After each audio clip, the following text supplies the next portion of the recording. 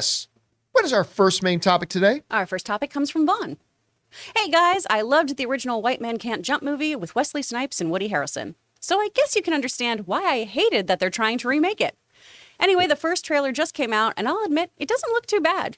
Did you guys see it, and what do you think? Does this have any chance of being any good? Thanks. All right, thanks a lot for sending that in. And I remember White Men Can't Jump fairly fondly. When I was a kid, you had Wesley Snipes, Woody Harrelson in there, who was hot off of, Cheers and all that kind of stuff. It was a fun little movie. I mean, I don't think it's one of the all-time classic movies like some of my friends do, but it was a good little movie. And when they announced that they were going to be doing a remake of it, I know some people are against it.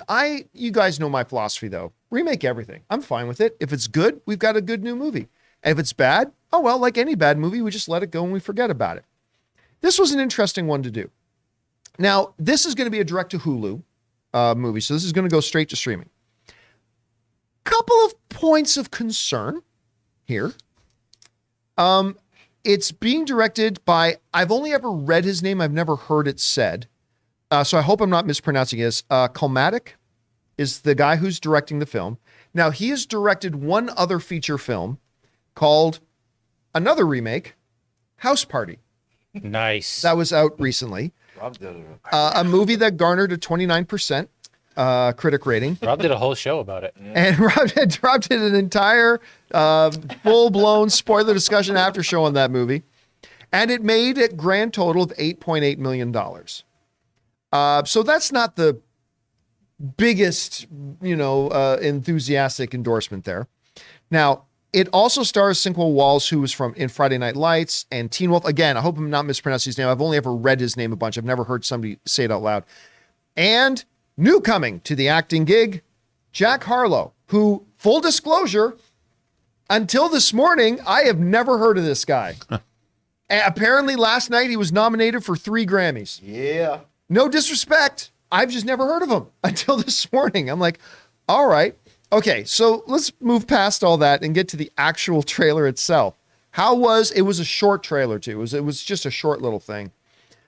I'm going to be honest. I thought it looked all right. Listen, I'm actually a bit of a sucker for con movies. Whether you're talking about the old Paul Newman, Color of Money, the movies about the Sting, heist and con movies. Love them. I have a bit of an affinity for them, right? And that's really what the best comparison about White Man Can't Jump. It really is to something like Color of Money and the Sting and stuff like that. And, and when they were having their little debate about, I'm the P.T. Anderson of psychological warfare. Who's P.T. Anderson? Greatest living director. Spike Lee is the greatest living. I mean, I actually, as a film fan, I kind of dug that little interaction. I thought that was kind of neat. Look, I have no idea if this Jack Harlow dude can act worth dick. I have no idea. I'm going to guess not, but hey, listen, we've been surprised before, right? Maybe he can, but so I don't have a lot of hope for this when you look at who the director is. And I never watched Teen Wolf, and I didn't watch the TV series of Friday Night Lights. Saw the movie, didn't watch the TV show. So I don't really know much about Walls' ability and his talent. So do I think this movie's going to be any good? Not really. I don't have high hope for it.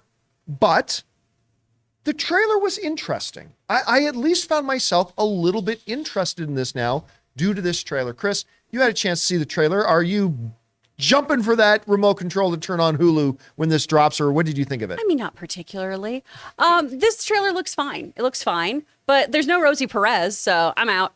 And, Jack Harlow might do a really great job in this, and this certainly doesn't determine somebody's acting chops. We've seen really wonderful, award-winning actors bomb on SNL, but Jack Harlow wasn't good when he was on that, in my opinion. So maybe this will turn out to be great. There's actually a fantastic USA Today article about the for why of this, this is why this shouldn't be made. And it talks about how, could you even do this con in this day and age where everyone's constantly on a phone? That was part of the beauty of the original, is they could go from city to city and no one knew who they were. Also, you had to suspend your disbelief a little of, well, there's Larry Bird in the NBA, so yeah, I think we've established that some white men can jump. But in this day and age, too, we have a slightly more diversity in basketball as well. I don't know if it's going to stick the landing, but, maybe it'll be fun. And it's on Hulu, so I'll probably tune it on when I'm bored cleaning my house. Rob, what did you think about the trailer? Okay, here's the thing. The original White Man Can't Jump was written and directed by Ron Shelton. And Ron Shelton made Bull Durham, which is one of my favorite sports movies ever. So he's a real auteur filmmaker that specifically had done some great sports-themed movies.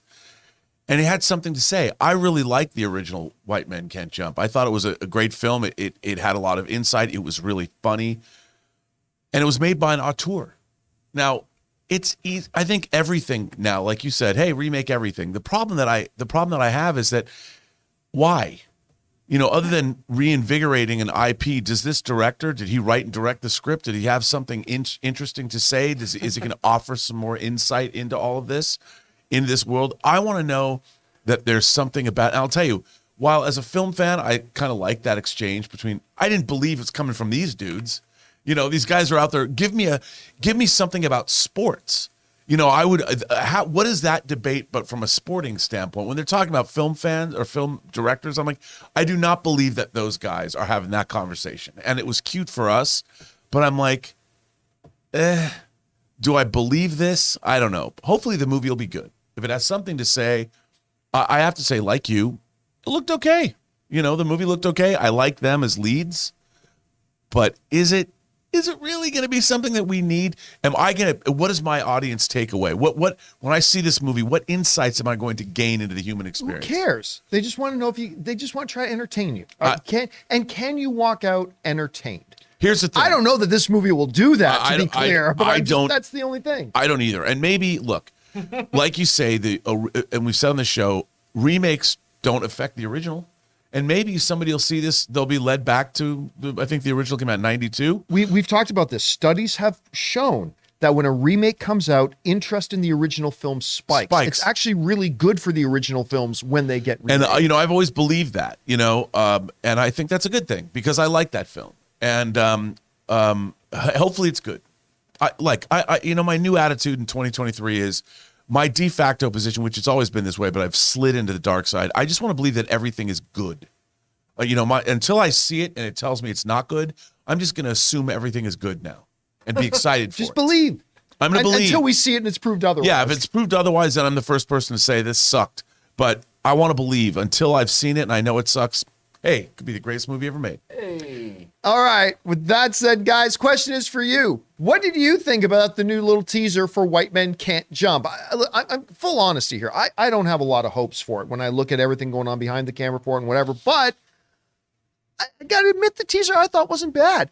What did you guys think? Whatever you think, jump down to the comment section below and let us know your thoughts. With HelloFresh, you get farm-fresh, pre-portioned ingredients and seasonal recipes delivered right to your doorstep. Skip trips to the grocery store and count on HelloFresh to make home cooking easy, fun, and affordable. And that's why it's America's #1 meal kit. Guys, it's the new year. Do you remember those New Year's goals you promised yourself you'd stick to? HelloFresh is here to help you eat better by delivering fresh ingredients and easy recipes right to your door, taking the hassle out of dinner time. Looking for an easy way to eat well and save money? Cut back on expensive takeout and delivery and get started with HelloFresh. You'll love how fast, easy, and affordable it is to whip up a restaurant-quality meal right in your own kitchen. My wife Ann and I have been constantly impressed by HelloFresh. Not only how absolutely delicious the food is, but how easy it is to prepare and how much fun we have doing it. Go to HelloFresh.com/Campea65 and use the code Campea65 for 65% off plus free shipping. That's HelloFresh.com/Campea65 and use the promo code Campea65 for 65% off plus